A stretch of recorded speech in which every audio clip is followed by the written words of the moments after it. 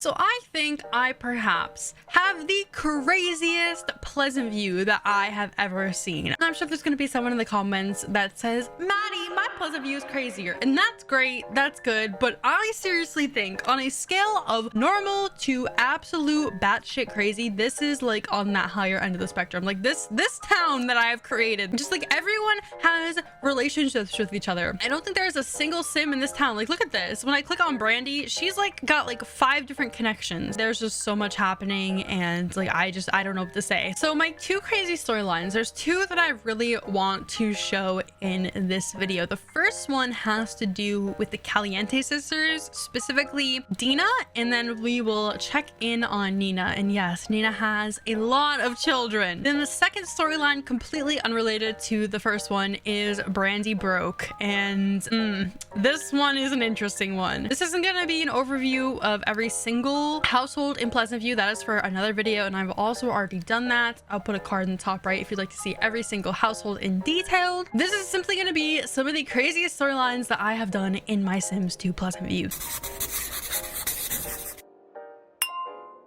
First on the list, we have Dina. I mean, this doesn't look too eventful, right? It's literally Dina and her dog. But let me click on that. She only has 3 connections in town, which is on the lower end of the spectrum. I think most Sims have like 5+ connections because I just make everyone bang each other. So Mortimer Goth, obviously Dina's husband, or well, it's encouraged that you have Dina marry Morty. He just passed away, right? So she is currently a widow. She has had Morty die. She has inherited money from Mortimer. You can see this here, but right next to it you see Malcolm Landgrab. Okay, and if you don't know who Malcolm Landgrab is, he comes with Bluewater Village and he owns one of the properties, so he is super uber rich. So I thought this would be a perfect match for Dina, and it did prove to be a perfect match because if I am correct, they do have chemistry. Well, he's currently mad at her. They only have 1 bull, which is interesting. They do have some sort of chemistry. But the same night that Morty dies, right, she goes on a date with Malcolm. Like literally her husband died 2 memories ago, and she's already going on a date. So of course she has her first kiss, of course she makes out with him,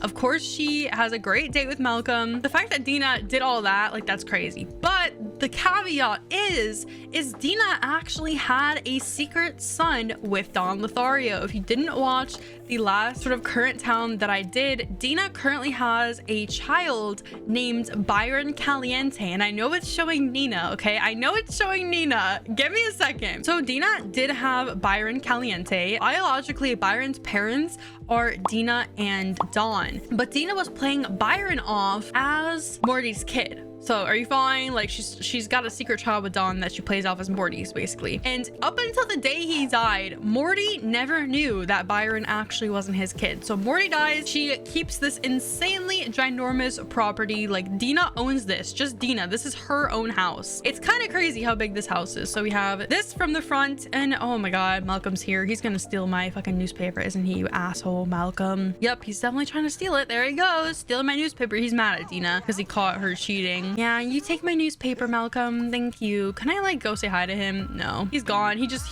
took it and bolted. All right, bye. See you later. Bye. So after the death of her husband Morty, Dina kind of spirals. Like if you look at this, the same night that her husband died, she went out on a date with Malcolm. Now she left her son Byron, who was about 10 years old, home alone, right? She leaves him at home, and the social worker finds out, and Dina gets Byron taken away from her. Can you believe that? She got her child taken away from her. So you can really see how she kind of went on a downward spiral after the death of Mortimer. Like she was really, really distraught. Now I'm not saying that Dina genuinely loved Mortimer. That's not what I'm saying at all. I just think that Mortimer was like her support system, and when she's alone in this ginormous house with nothing to do, no job, no friends, I think she sort of spiraled and she got Byron taken away from her. I think she also realized that like money is fleeting, right? Like she will not have 200,000 simoleons forever if she doesn't have a job or doesn't find a new husband. So as soon as Morty died, she obviously had to go and keep up the facade and find another rich husband to marry. So she went after Malcolm, but I think Malcolm also saw through her shit,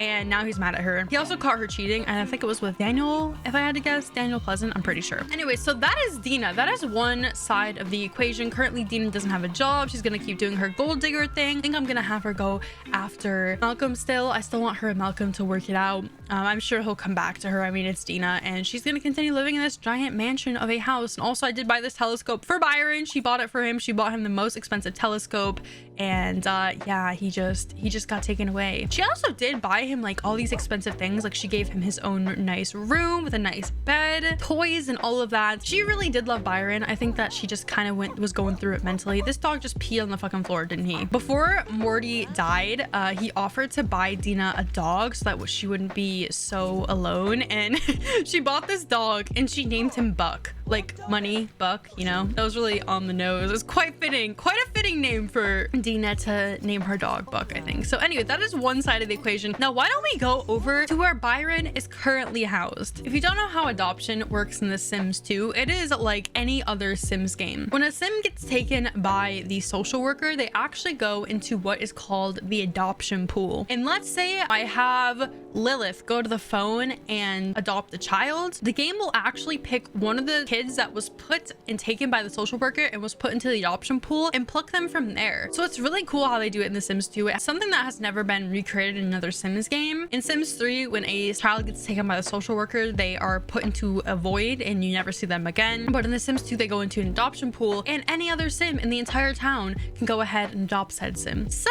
that is actually what Nina decided to do. Nina decided to adopt Byron, Dina's son. So as you can see here, Nina has a lot going on. She's got 3 kids of her own, and then she's got her sister's kid living with her. And I thought that this was such a cute storyline that Nina actually went ahead and adopted Byron. So how I did this is I just had Nina go to the phone and just adopt Byron outright. So here we go. This is the child that I was talking about before. This is Byron Caliente. This is actually Dina and Don's biological child, but Nina just did decide to go ahead and adopt him. So you can really see Don's genetics in his face. Oh my god, he's really going through it right now.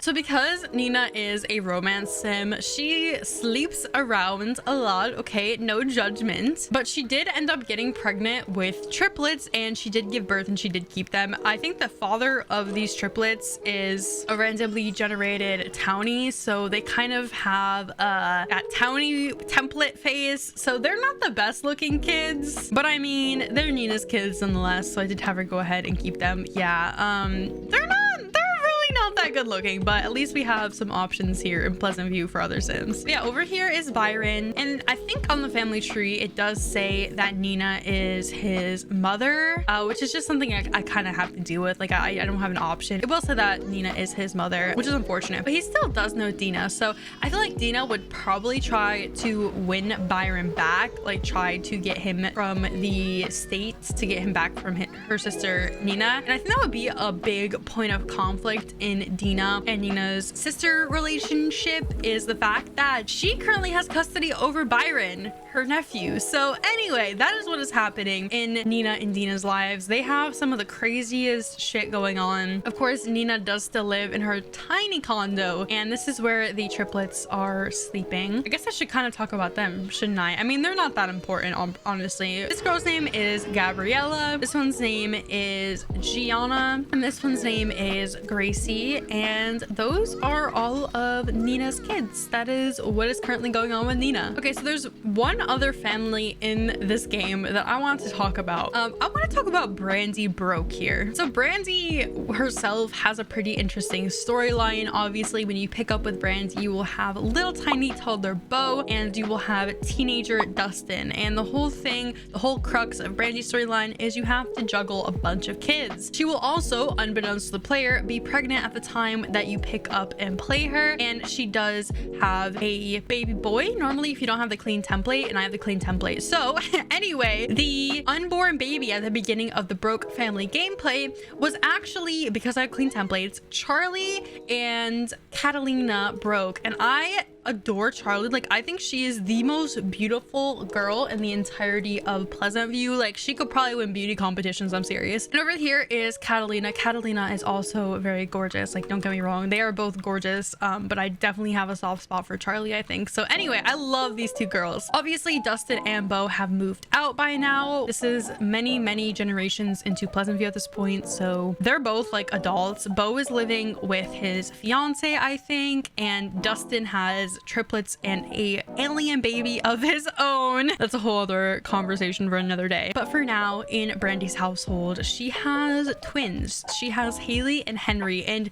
you guys will not believe the father of these twins. Oh my god. So obviously Brandy loves children. Like, that's just her thing, is she just loves babies. She loves children. She loves having children, all that kind of stuff. And she met this really handsome neighbor who's currently literally at our house. And if you guys know who this is, oh my god, this is John Burb. This is Jennifer's husband, John Burb, like the Bin family. You have to place on the Bin family, the Burbs. So if you couldn't put the pieces together by now, the father of Henry and Haley is John Burb, guys. Would you believe it? Would you believe it? Oh my god. Yes, John. Hi, I'm here. I love Brandy so much. Like, she is by far one of my favorite Sims in the entirety of Pleasant View. I think that she is just, I love her storyline. I love that she lives in a trailer. I love that she loves children, but definitely cannot afford them. I think it is so fun to play her. And I actually am really trying hard with Catalina and Charlie. Like, I am going to try and give them the life they deserve. John's creepy ass keeps trying to hit on Brandy. I don't know why. Actually, if I go into John's household right now,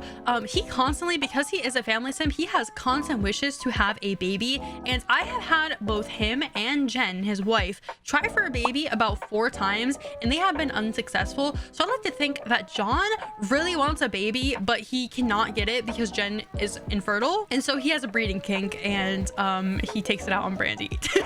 Like, I'm sure they're gonna have more than one baby together. Honestly, I think she's too close to aging up to an elder, so I don't think she can have any more babies, which is really sad. But yeah, Jen has no idea actually that John has these twins with Brandy Broke. Like, it's crazy, guys. This is like one of the craziest storylines I think I've ever played. John in his fucking breeding kink. Oh my god. I'm telling you, this guy has constant wishes to have a baby, and he can't with Jen because she's just infertile. So he, you know, Brandy's his next vessel. Brandy's the vessel for his babies. I'm actually really excited to see what these babies are going to age up to look like. I think that they are going to be absolutely gorgeous. If we come down here, this baby has Brandy's blue eyes and John's, I guess Brandy has black hair, doesn't she? Yeah, so this baby has John's brown hair.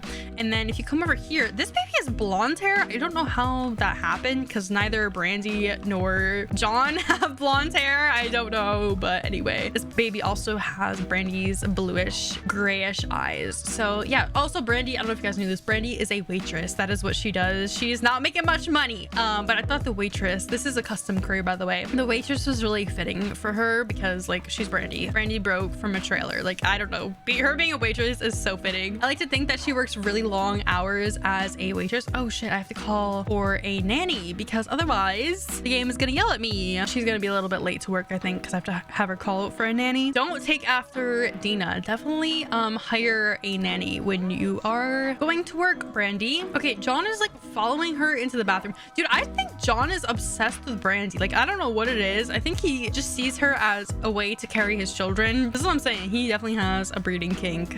So goodbye, John. Have fun at work or whatever you're doing. And Brandy does get child support from John. So I feel like that's also another reason why she loves carrying his children, is because he has the money. He's a cop, and Jen also is really high up in the business career. So it's like both their incomes combined gives Brandy a really nice paycheck for child support. So anyway, that is what is up with Brandy Broke. She just will take anyone's baby as long as they're good looking, and John is really good looking, and Brandy's obviously gorgeous. So that is what's currently going on. I just love this storyline. I think it's so fun. So those are my 2 different families, the Caliente sisters, Dina and Nina, and Brandy's storyline right now, carrying John Burb's children. He's creepy. He's weird. I don't know how I feel about him. I feel like he's a really weird guy. He's a family sim and a romance sim, which is like a combination for disaster because they will have children all over the place if you let them. Let me know what storyline was your favorite. Did you like the Caliente sisters one more, or did you like Brandy's storyline more? In the comment section below. I would love to share some more of the craziness that is my Pleasant View. I would like to go into like a detailed what every family is up to at some point or another. I feel like that'd be really fun to do. So I would basically go into each household and just like give you guys a rundown of what they have been up to, the storylines that I've done with them. But that is another video for another day. I have already made one of those videos that I linked earlier in the video. I will also leave it in a card at the end, so if you would like to check that out. Anyways, guys, I do want to thank you for joining me here in the lovely town of Pleasant View. I will continue to play this town so that I can do more videos like this for you guys, and I will catch you all in the next one. Peace out, guys.